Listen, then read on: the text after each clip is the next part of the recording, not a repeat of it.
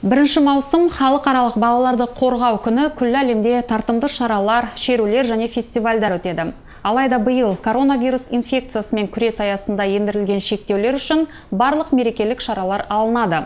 Балалар мерекесі қарсаңында Риддерде үйреншікті онлайн режимінде суреттер көрмесі, викториналар, бейне саяхаттар, өлеңдердің эстафеталары, шығармашылық фестивальдар, фотосаястар өткізілді.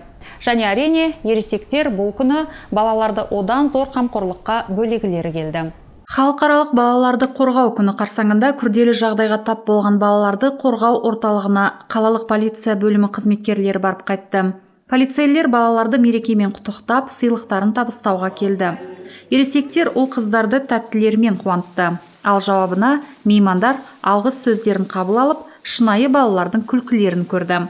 Тәрбиешілер полиция қызметкерлеріне осы балаларды ұмытпай, әркез олардың тілеулі қонақтары болып табылатындарын айтып, өз алғыстарын білдірді. Тәртіп сақшылары балаларға тек осы күн ғана емес, басқа күндерде қуанышты болуын тіледі. Бұл пана үй тәрбиеленушілермен соңғы достық кездесуі болмайтығына да үміттерін білдірді. Күрделі өмірлік жағдайға тап болған балаларға көрсетілетін көмек мейірімді дәстүрге айналған, өйткені бөтен балалар болмайды. Халықаралық балаларды қорғау күні қарсаңында Риддер қаласының полиция бөлімінің қызметкерлері Светоч пана үйіне барып қайтты. Ондағы балаларға тәтті сыйлар таратты.